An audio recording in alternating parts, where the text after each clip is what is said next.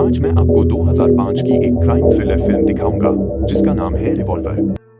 सावधान, स्पॉयलर्स आगे हैं। सतर्क रहें और ध्यान दें। 7 साल की कैद के बाद कॉकनी जुआरी जेक ग्रीन आखिरकार जेल से रिहा होता है। रिहाई के 2 साल बाद वह और उसका भाई बिली इलाके के सबसे महत्वपूर्ण कैसीनो में जाते हैं ताकि वहां के मालिक और अपराध बॉस डोरोथी माचा से उनका बकाया पैसा वापस ले सके। अपने बॉडीगार्ड पॉल की सलाह को नजरअंदाज करते हुए माचा जेक को अपने प्राइवेट गेम में शामिल होने देता है। ऊपर जाते समय जेक क्लॉस्ट्रोफोबिया के कारण लिफ्ट लेने से हिचकिचाता है, लेकिन दूसरे बॉडीगार्ड उसे याद दिलाते हैं कि 20 मंजिलें चढ़नी होंगी, इसलिए वह घबराहट के साथ लिफ्ट में चढ़ जाता है। टेबल पर एक अन्य खिलाड़ी के साथ चिप टॉस पर जेक की पहली बेट हार जाती है, लेकिन यह जानबूझकर किया गया कदम था। वह माचा को झूठी सुरक्षा का एहसास दिलाना चाहता था।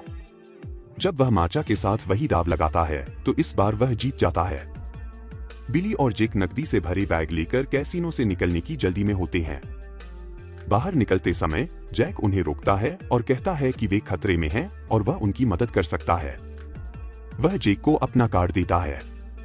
इस बार जेक सीढ़ियां लेने का फैसला करता है, लेकिन एक भी कदम नीचे रखने से पहले ही वह बेहोश होकर गिर जाता है। कार्ड पर लिखा होता है लिफ्ट लो। जब जेक को अस्पताल ले जाया जाता है तो माचा पॉल को अपनी चिंता बताता है। जेल के 7 सालों के बाद जेक बड़ा बदला लेना चाहता होगा, खासकर उसकी भाभी के साथ हुए हादसे के बाद।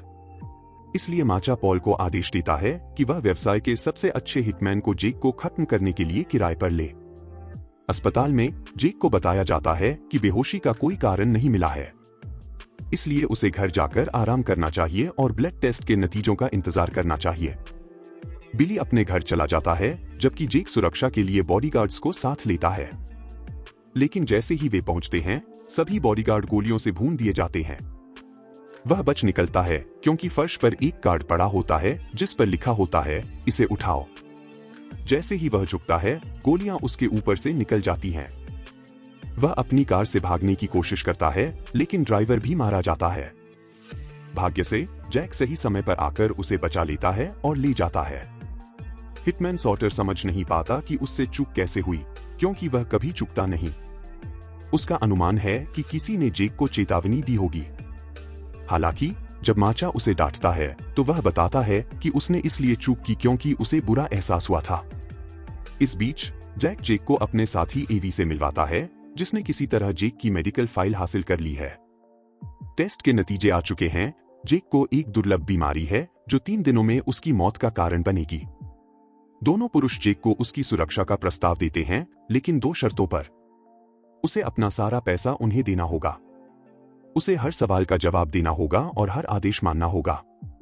वे उसे 3 घंटे का समय देते हैं, लेकिन जेक बिना कुछ कहे चला जाता है, क्योंकि उसे लगता है कि वे उसे बेवकूफ बना रहे हैं।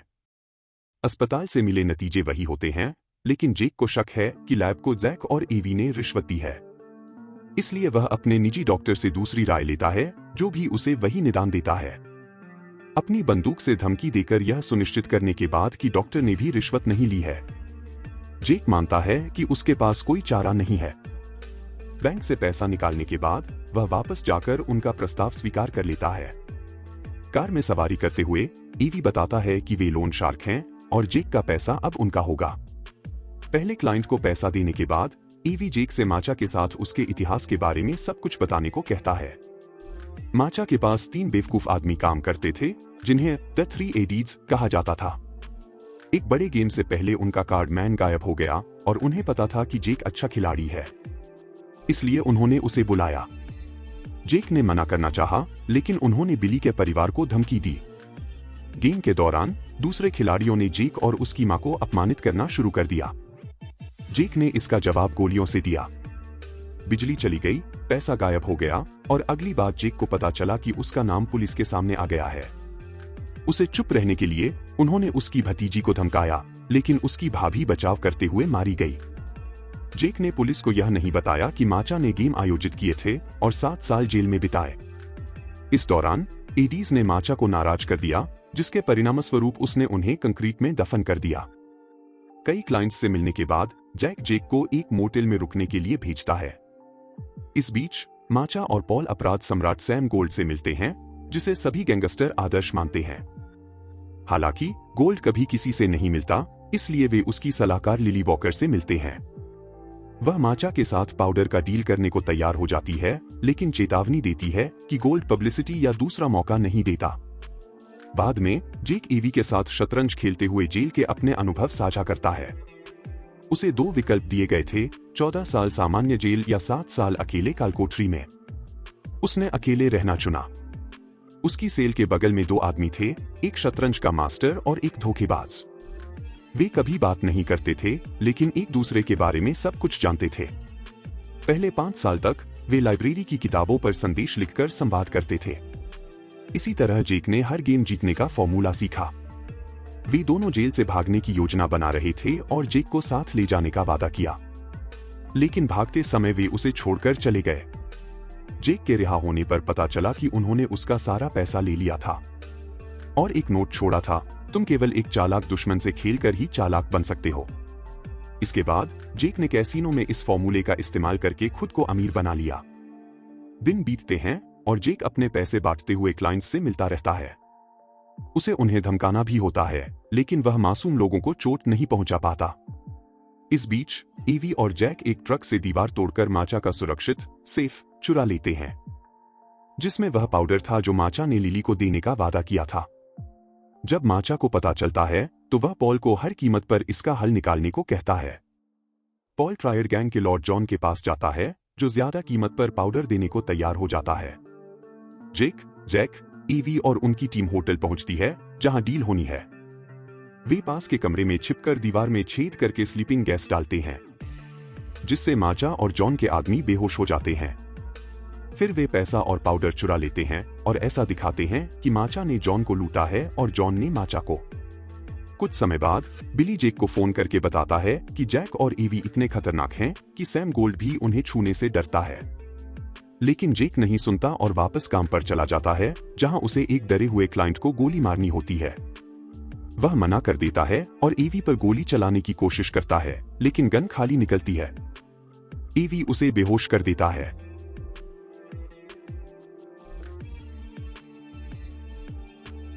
जेक कई घंटे बाद मोटेल में होश में आता है और ईवी का फोन आता है, जो कहता है कि वह तीसरा दिन बच गया है, इसलिए डॉक्टर से चेकअप करवाए। उसकी भतीजी और बिली उससे मिलते हैं, जो उसे सुरक्षा के लिए एक गन देकर जाता है। डॉक्टर उसे बताता है कि डायग्नोसिस गलत था और वह ठीक है। जेक ईवी से जवाब मांगता है, लेकिन ईवी कहता है कि उसे इंतजार करना होगा। इस बीच पॉल जानकारी जुटाता है और पता चलता है कि माचा की सभी परेशानियों में जेक का हाथ है। माचा उसे मारने का आदेश देता है। जब जेक मोटेल लौटता है तो ईवी और जैक उसे चेतावनी देते हैं कि माचा के गुंडे कमरे में छिपे हैं। जेक भाग जाता है और गुंडे उसका पीछा करते हैं, लेकिन वह उनसे बच निकलता है। एक गुंडा फिसलकर गलती से खुद को गोली मार लेता है। बाकी गुंडे लाश देखकर सोचते हैं कि जेक ने मारा है। जेक ईवी और जैक के ऑफिस पहुंचता है, जहां वे कबूल करते हैं कि जेक ने एडीज के साथ अपने डील के बारे में पूरी सच्चाई नहीं बताई थी।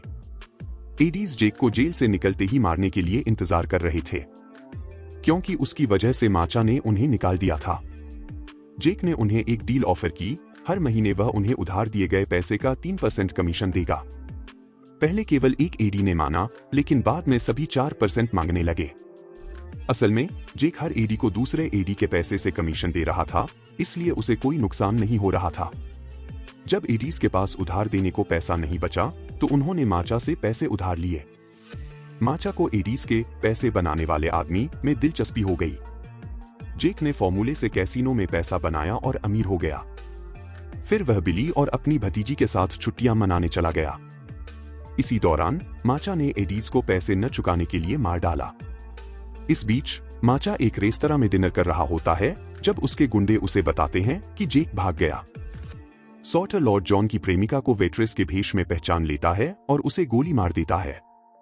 हालांकि उसकी निशानेबाजी खराब होती है और वह उसे सिर्फ घायल कर पाता है। मरने से पहले वह औरत माचा की उंगली उड़ा देती है। फिर सॉर्टर को लॉर्ड जॉन और उसके आदमियों को मारने भेजा जाता है। जेक ईवी और जैक के साथ छत पर गोल्फ खेलते हुए बातचीत करता है। वे उसे समझाते हैं कि सैम गोल्ड कभी किसी को दिखाई नहीं देता क्योंकि वह असल में अहंकार, ईगो का प्रतीक है। वह सिर्फ उन पर शासन करता है जो उसमें विश्वास करते हैं। जेक को बस अपने नियम बदलने होंगे। इसके बाद जेक बैंक से अपना बचा हुआ पैसा निकालकर दान कर देता है और चुपके से माचा के बेडरूम में घुस जाता है। अपने मन में चल रही आवाजों, अहंकार से लड़ते हुए वह माचा से माफी मांगता है, उसे सर्वश्रेष्ठ गैंगस्टर मानता है और बताता है कि उसने माचा के नाम से दान दिया है। अपने डर का सामना करने के लिए जेक लिफ्ट लेता है जो 13वीं मंजिल पर अटक जाती है। घबराहट से लड़ते हुए वह अपने अहंकार को खारिज कर देता है और गेम से बाहर आकर आजाद हो जाता है। लिफ्ट के चलने पर वह ग्राउंड फ्लोर पर पहुंचता है जहां माचा गन लेकर उसका इंतजार कर रहा होता है। लेकिन जेक शांत होता है और बिना डरे उसके पास से निकल जाता है। यह देखकर माचा पागल हो जाता है क्योंकि वह समझ नहीं पाता कि कोई उससे क्यों नहीं डरता। वह रोने लगता है क्योंकि उसे एहसास होता है कि उसका पूरी तरह से अपमान हुआ है। अगली सुबह पॉल माचा के लिए सभी अखबार लाता है जिन पर उसका नाम छपा होता है। जेक झूठ नहीं बोल रहा था, उसने माचा के नाम से दान दिया था और अब सभी को लगता है कि माचा समाज की परवाह करता है। माचा खुश होता है, लेकिन यह खुशी ज्यादा देर नहीं टिकती। पॉल उसे बताता है कि जेक के पास पाउडर है और वह सबको बेवकूफ बना रहा है। पॉल, सॉटर और बाकी गुंडे बिली के घर जाते हैं। बिली अपनी बेटी को अलमारी में छिपा देता है, लेकिन उसके एक बॉडीगार्ड ने उसे धोखा दिया होता है। गुंडे बिली को पीटते हैं और पूछताछ करते हैं, लेकिन वह नहीं बताता कि जेक और पाउडर कहां है। सॉटर को पॉल के अत्याचार पसंद नहीं आते, खासकर जब वे लड़की को अलमारी से बाहर निकालते हैं। अहंकार को त्यागते हुए सॉटर अपने साथी गुंडों को मारना शुरू कर देता है, लेकिन अंत में गलती करके खुद भी मारा जाता है। इसी दौरान माचा के पास लिली आती है और गोल्ड की तरफ से एक फूलों का हार देती है। गोल्ड नाराज है क्योंकि माचा का नाम अखबारों में है और उसे दूसरा मौका नहीं मिलेगा। यह सुनकर माचा फिर से घबरा जाता है। एवी और जैक जेक को पाउडर के साथ माचा के कैसीनो ले जाते हैं। एवी शतरंज के खेल में जेक को हराता है और सच्चाई बताता है। वह और जैक जेल में जेक के पड़ोसी थे और वे उसे अपने साथ ले जाना चाहते थे, लेकिन वह तब सच्चाई स्वीकार करने के लिए तैयार नहीं था।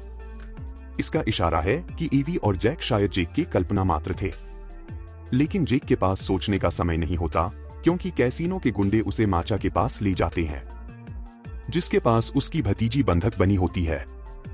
पाउडर के बैग फर्श पर गिराते हुए जेक अपनी भतीजी से कहता है कि सब ठीक हो जाएगा। यह देखकर माचा का अहंकार उसे बताता है कि एक मरा हुआ आदमी डर नहीं सकता। माचा गन को अपने सिर पर रखकर गोली मार लेता है।